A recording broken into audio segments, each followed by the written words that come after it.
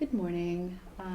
First, thank you for being here and agreeing to be interviewed on your experience with the Freedom Summer. Can you introduce yourself for us, please? My name is Gloria Clark, and I live in New Bedford, Massachusetts, and I've lived there for many years. Okay. Well, let's start right in. Can you tell us how you first got involved with the Freedom Summer? I was a teacher in New Bedford area, and one of the things that got a lot of us involved was seeing the violence on TV about what was going on in the South and who was defining race relations in the South. And I didn't think that was the kind of country that I wanted to live in, where a white Mississippi sheriff could define relations like that for me. So I was always interested in the freedom rides. I had been interested in a number of things, and it was just sort of building up. And so when the call came out that they wanted teachers to go down to Mississippi to teach in freedom schools, I raised my hand, oh, that's me. I'm a teacher. Now I can go. So I felt like I was being invited and encouraged to go down. And I guess I don't think I would have gone unless that happened. So I did go. I went down to Mississippi with United Federation of Teachers in New York. And they let one Massachusetts person like me on the bus, and we drove into Memphis, Tennessee, where we received training there on how to set up freedom schools, what kinds of things we'd be teaching in freedom schools and what they were. And that was mostly done by Stott and Lind. That was July 1st. Okay. Let's back up a little bit and talk about, you said that you felt invited and encouraged to participate. What do you think made you feel invited? Was it simply just that call to say we need teachers, or that's it? That was it. Bob Moses, or somebody like Bob Moses gets on television saying we're going to do this thing this summer, and we need teachers to help us do it. And I said, "Oh, okay, that's me." Okay. How did the other teachers respond in the school that you were teaching at specifically, and even in your district? Oh, I don't recall anybody else responding like that around me. Around you? Yeah. But once you told others that you were going to go, what kind of response did you receive? Are you crazy? Really? That's the kind of response I received. What? And how did you respond to that? I don't recall exactly, but I just said, no, this is something I want to do. So I went. You went? And how was that journey? Because you said you were the only person from Massachusetts on the bus with teachers from New York. So can you tell us about actually getting to New York before, like the pre-journey? What was that like? What were you experiencing during that time? I got a ride to the bus station, and I went to the bus station, and I don't know if they had my name or what, but they were giving me some kind of lip about not getting on the bus because I wasn't from New York, and I gave lip back and got on the bus. That's all I can tell you. Really? Yes. So there was some divide, even though you were all teachers. There seemed like I was taking a seat up, so at least they gave me a seat, and it was a great group of people, some of whom I stayed friends with for years afterwards. So, and it was a great training that we had. And at that point, we're talking July, so we knew the 3 boys were already missing. Right, I was going to ask you that. We already knew that. Your mind. Okay. And they said, look, any of you that, these boys are dead, okay? If any of you think they're alive, you're whistling Dixie. So if any of you want to change your mind, you can just come and see us on the side on your own, and we'll let you go back home. I don't know if anybody did that. But most of us did. I know that. Right. Yeah. How did you work through the fact that the 3 young men had gone missing, presumed dead, knew what happened? How did you mentally prepare yourself, saying, "I know that this has happened, however"? I have to be really careful.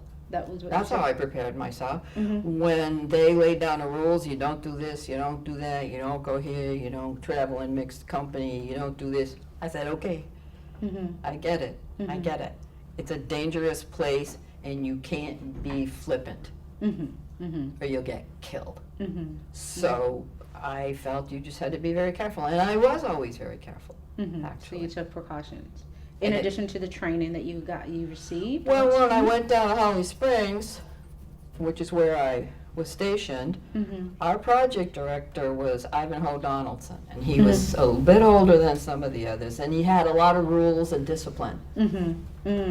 Tell us about the discipline, because I think a lot of people looking back at the Freedom Summer lose sight of the fact that there was training and that there was discipline. So tell us about that. Yeah, Ivanhoe had rules. You could not go anywhere mixed racially out on the street, walking downtown or anything. And you could not get in a car mixed racially, and a number of other precautions.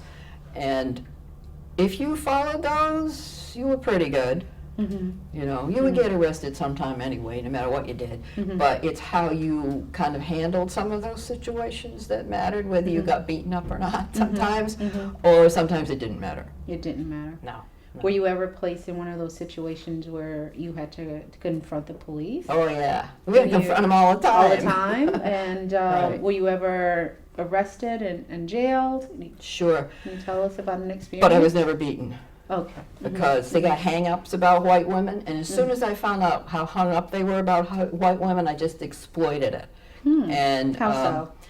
well, because once you give them a little bit of sass or lip and not too much, that they kind of like not sure what to do with you. They don't really like to hit a white woman. So I always felt like when I was arrested, I was the one that went up and talked to them. Like, we would get arrested in groups sometimes, and I would just go up and talk our way out of it. How so? Can you remember an example? Well, there Or was is it- one example, yes. Okay. I was with another white woman, actually, and we were working on some kind of voter registration drive in which we had to get a number of names into the courthouse by 5 o'clock that afternoon. And they knew that we were going back and forth getting people, they were signing something. I can't remember what the deal was, but they were signing pieces of paper that we brought in for them so that nothing would happen to them. So they knew, the police knew we were doing that. So they arrested us in the middle of the afternoon for pulling out of a parking space in the wrong way. It was one of those those diagonal parking, pulling out the wrong way.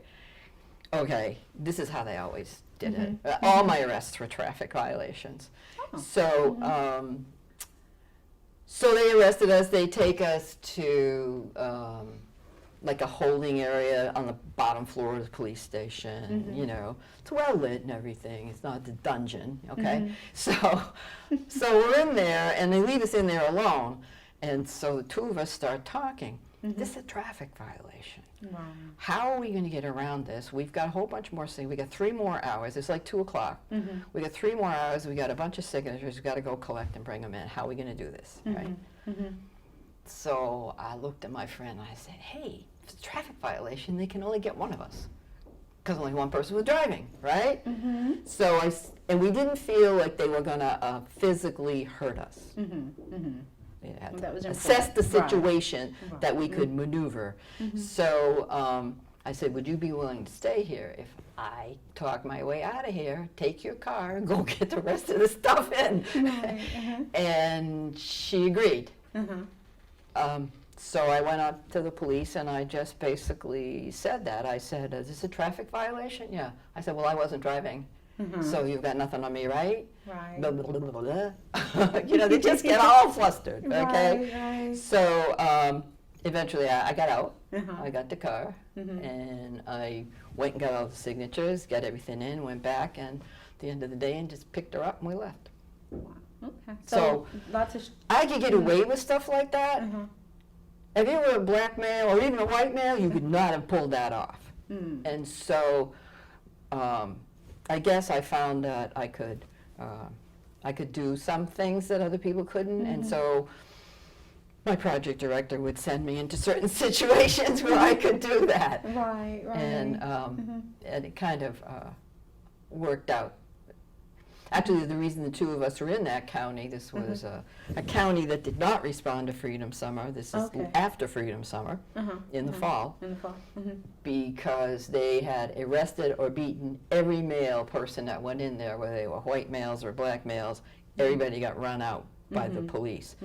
So Ivanhoe says, I'm going to send you 2 white girls in there. To see what happened. And it worked. And it worked? Yeah, they did not know what to do with us. Right. Gender politics. Yeah, it was Race, great. Gender politics. I didn't know how to play it. Right. Back in the day, we were playing it. Right. Okay. You knew exactly what to do. Well, yeah. Yeah. Well, so tell me a little bit about your role as a teacher, because you said you were a teacher and you were really excited about the call for teachers. Mm-hmm. So let's talk a little bit about that. Once you got Well, I was teaching 1st grade, so I always work with little kids. Mhm. So that was great, because then they could set up a freedom school for the real, 1st and 2nd graders. And up until that point, a lot of the freedom schools kind of focused on high school curriculum, teaching what was called Negro history then, and for older kids. But because some of us came in who were really real teachers, they put together some younger students. So there was a school that was operating in a town in an area called Benton County, out of the Holly Springs Project. And most of our freedom schools were held in churches. The one in Holly Springs was held in the Freedom House, which is like our office. Everybody had a Freedom House, okay? So I taught in a church, and I was teaching children who sat on pews, and we're teaching them how to write their name and how to read and write, and you had to do it on your lap. I showed pictures of that to somebody, and they said, "That's a freedom school?" I was just going to say, describe what the atmosphere was like for the freedom school, for the children. Well, it was in July, and they were out of school, right? So they were out of their regular school. So their parents would bring them to the church and hang around. Parents would stay outside and sort of guard the church in case anybody tried to bust us up. So the parents were very involved. So it was a whole family thing. So the parents brought the kids. We taught the kids. We set up baseball leagues. We set up a parallel school in which we valued the children, what they could learn. And as some people said, just the fact that there was a white teacher there saying it mattered that you learn this, and that it gave them, it was just nothing they had experienced. All their teachers were black at that point, and schools had been segregated, and their textbooks were old, and they got all the hand-me-down stuff. That's what the separate but unequal meant. So we did that. We created a whole community around this school-based system, and so we would then go to lunch at somebody's house afterwards. They would bring us food, or we'd go to their houses, and then in the afternoon, we would ride around the county, knocking on doors, getting people to register for the Freedom Democratic Party. And then at night, all those parents would come back at night for what we call mass meetings. These were the meetings with a lot of singing and politic talk and, encouraging people to get involved and be active and join the Freedom Democratic Party and register to vote. And so that was what a day was like for me. Let's talk about the sense of community. You said it was important to create a sense of community while teaching the students. Was that different from what you had experienced teaching in Massachusetts, and what was the value in your eyes of not just simply teaching but creating community? Well, because you were in a movement. You were in a very special thing, and everybody had to support each other. So everybody had to be in this together, or it was dangerous. So I think there was an element of danger around us. Yes, I wanted the parents to stand outside and guard the church so the Klan didn't come up and shoot us all in the church. So you need a community for that, right? Yeah. So tell me, how long did you stay in Mississippi? I was there for 6 months. You were there for 6 months? Yeah. I didn't go back till January. Well, I went back for a little while, but I came back, and so I was there mostly for 6 months.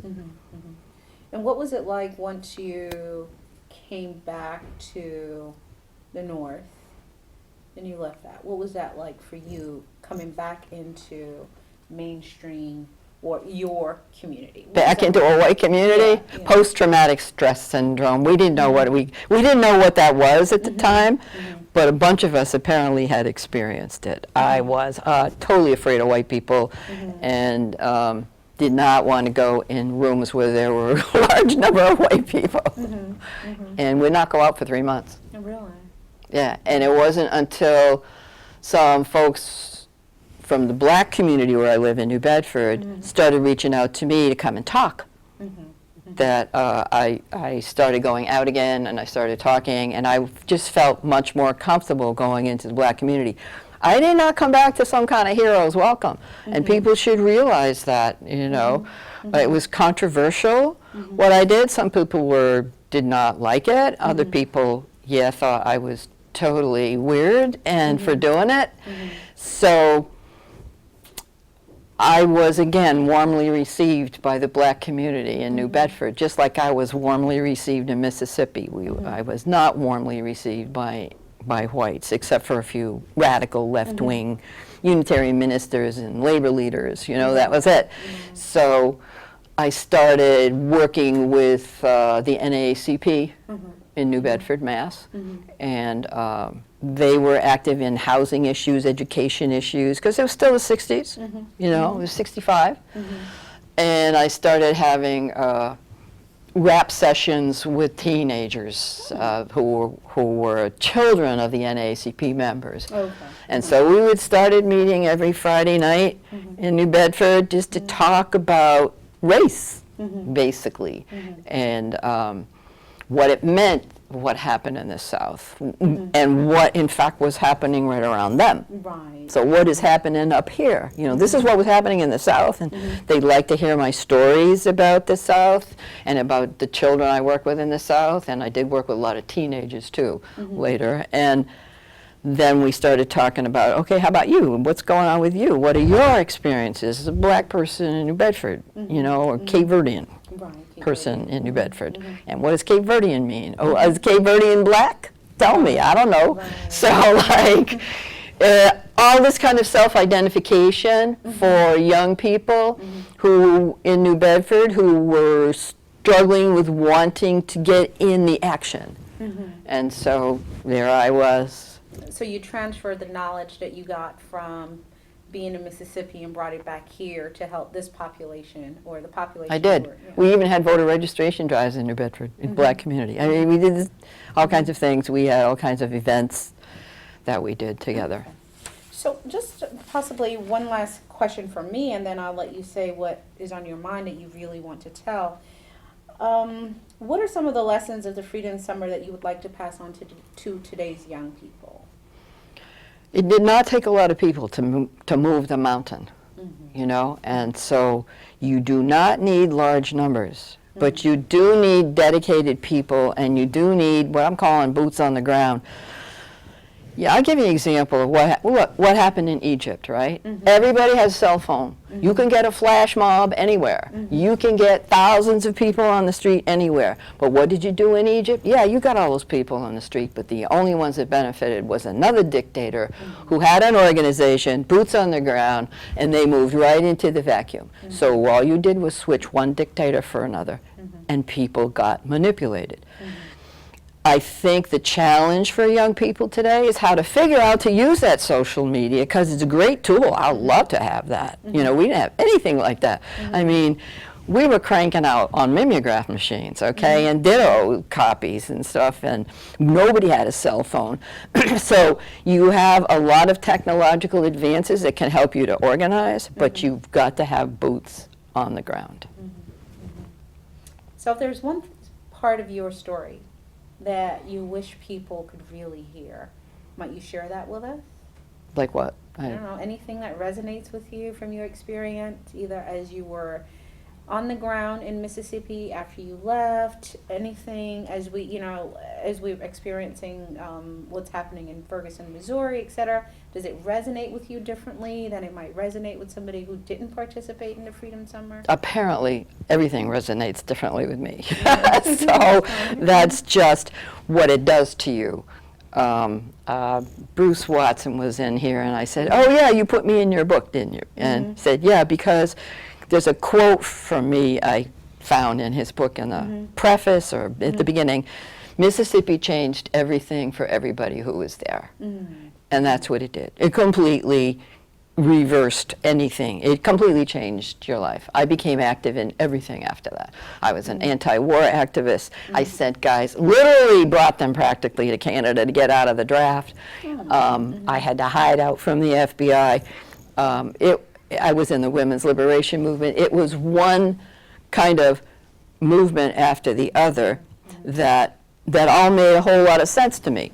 And my training in Mississippi was extremely valuable, I think, to move on to other social movements of the 1960s, and just stayed active throughout my whole life.